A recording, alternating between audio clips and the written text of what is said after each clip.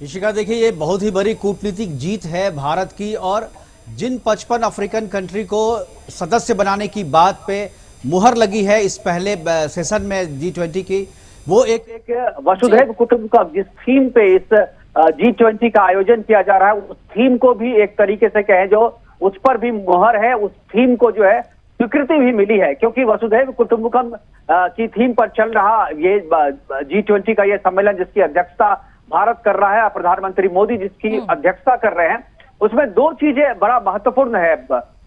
इशिका, क्योंकि अभी विश्व के सामने जो सबसे बड़ी चुनौती है वो है तनाव की चुनौती, ध्रुवीकरण की चुनौती, युद्ध की चुनौती। और इस युद्ध, तनाव और ध्रुवीकरण की चुनौती के बीच में G20 का यह सम्मेलन, और इसमें भारत की तरफ यह संदेश जाना कि ये सारी चीजें जो है उसका एकमात्र समाधान जो है वसुधैव कुटुंबकम है, और इसी वसुधैव कुटुंबकम की थीम पर जो है ये सारी चीजें गई है। और भारत ही एकमात्र ऐसा देश है विश्व पटल पे जो सभी को साथ लेकर के चल सकता है, और इसका किसी भी देश के साथ उस तरीके का वैमनस्य नहीं है जो अपनी भारत की तरफ से खड़ा किया गया है। भारत के साथ जो भी सीमा विवाद चीन का है, जो भी सीमा विवाद पाकिस्तान का है या किसी दूसरे कंट्री का है, वो उन कंट्री की तरफ से खड़ा किया गया विवाद है। भारत ने आगे बढ़कर कभी भी किसी देश पे ना तो कभी हमला किया है और ना ही अपनी विस्तारवादी नीति को जो है अपनाया है किसी देश के खिलाफ। तो ये जो एक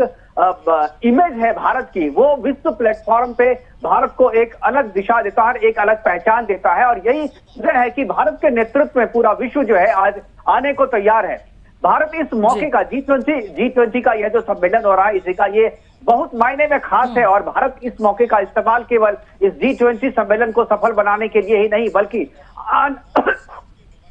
आने वाले दिनों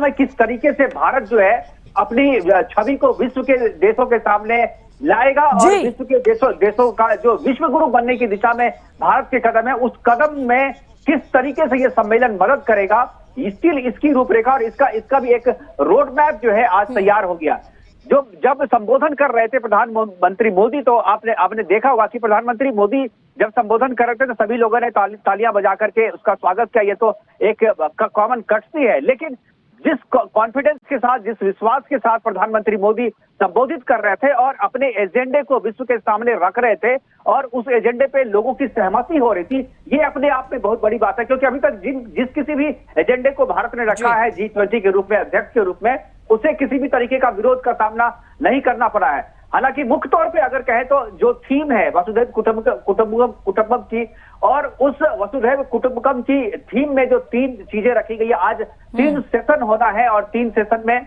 इन चीजों पे बात होनी है, 1 अर्थ, 1 फैमिली एंड 1 फ्यूचर। तो 1 फ्यूचर में आप केवल G20 के कंट्री को लेकर के आप नहीं चल सकते। इस बात को भारत कन्विंस करने में G20 के देशों को सफल रहा है, और कहा है कि जब 1 फ्यूचर विश्व का होगा, वसुधैव कुटुंबकम होगा, जब सारा विश्व जो है वो एक परिवार की तरह रहेगा, तो वो देश, वो कंट्री, वो छोटे बड़े वो कंट्री जो कि आर्थिक रूप से पिछड़े हुए हैं, सामाजिक तौर पे पिछड़े हुए हैं, उनको साथ लेकर के किस तरीके से विकास किया जाए। और भारत की जो सांस्कृतिक पहचान है, भारत की सांस्कृतिक पहचान को लेकर के विश्व के देशों में एक संदेश दिया गया है, और उस सांस्कृतिक पहचान के जरिए विश्व के देशों को एकजुट करने का यह जो संदेश है, ये काफी मायने रखता है। ये केवल भारत को ही नहीं, विश्व के देशों के सामने एक नई छवि, एक नए नायक के रूप में प्रस्तुत कर रहा है, बल्कि विश्व के देशों को ये एक्सेप्ट करने में भी इसमें कोई बुराई नहीं है, और किसी भी तरीके का कोई कंपटीशन भारत से नहीं रख रहा है, क्योंकि इसमें निश्चल भाव से भारत ने जो है अपना कदम आगे बढ़ाया है। और इस बात को विश्व के जितने भी देश है, अमेरिका जैसा जो देश है, जो कि अपने विश्व की महाशक्ति है, विश्व का सबसे बड़ा लोकतंत्र है क्षेत्रफल के हिसाब से, उसने भी भारत के इस थीम को एक्सेप्ट किया है, भारत के इस कदम को एक्सेप्ट किया है, और भारत के चमकीले भविष्य का स्वागत किया है। और इस बात को माना है कि आने वाले दिनों में विश्व में अगर कोई राज करेगा, विश्व का अगर कोई गुरु बनेगा, तो भारत ही बनेगा। भारत में वो सारी क्षमताएं हैं, भारत में वो सारी कैपेसिटी है। भारत न केवल आर्थिक तौर पे, सामाजिक तौर पे, बल्कि सैन्य के तौर पे, और जो दूसरी जो सबसे बड़ी पॉपुलेशन है वो भारत के पास है, जो सबसे बड़ा मानव संसाधन है वो भारत के पास है, जो सबसे बड़ी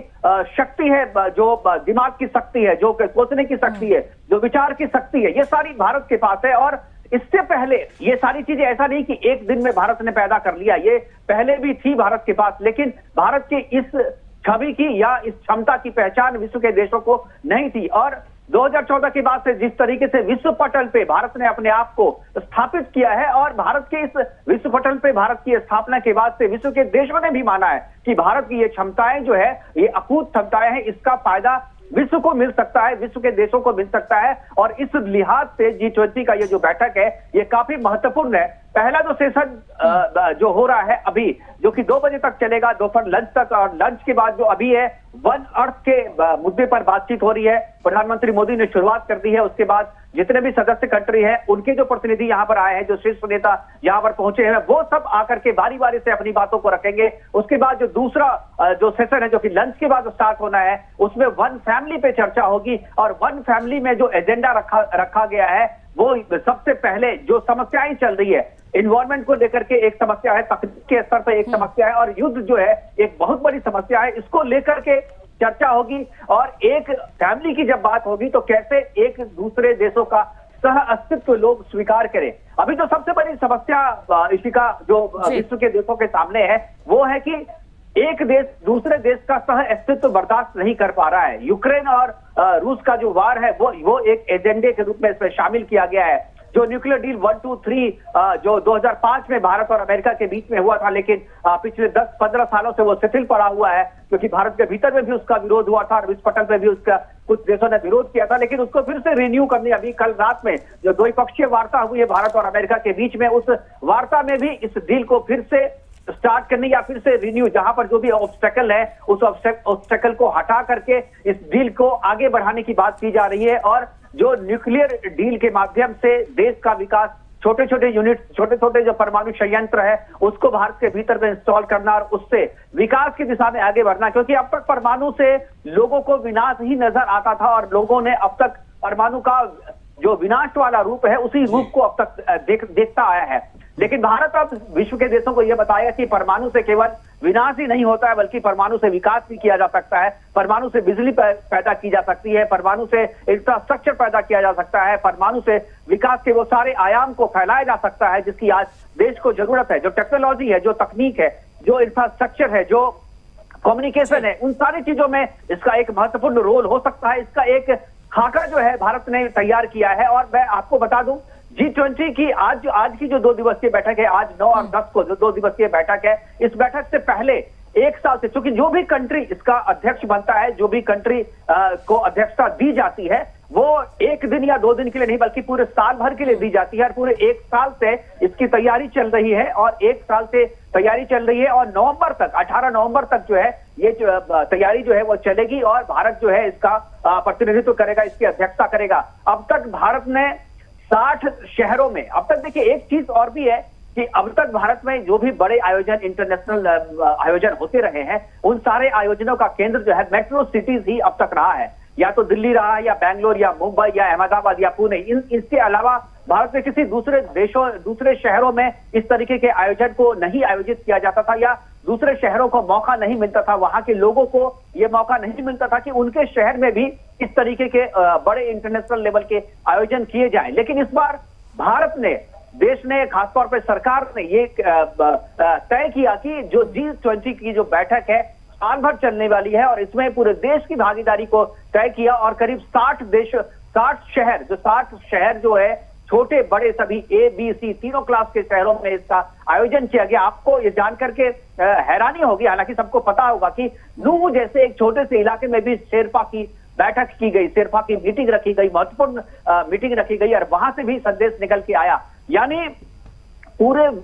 विश्व में भारत की भागीदारी, भारत के शहर, पूरे देश की भागीदारी, केवल दिल्ली और मेट्रोपॉलिटन शहर की भागीदारी नहीं है, बल्कि पूरे देश की भागीदारी को G20 में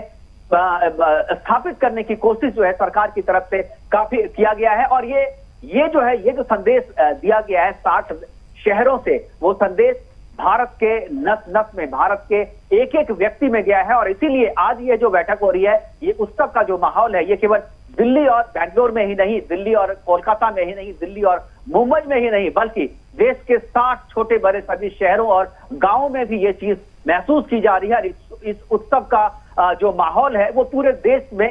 देश की रगों में, देश की नसों में बह रहा है, और सभी आज उतने ही उत्साहित और उतने ही खुशी से इस आयोजन का मजा ले रहे हैं।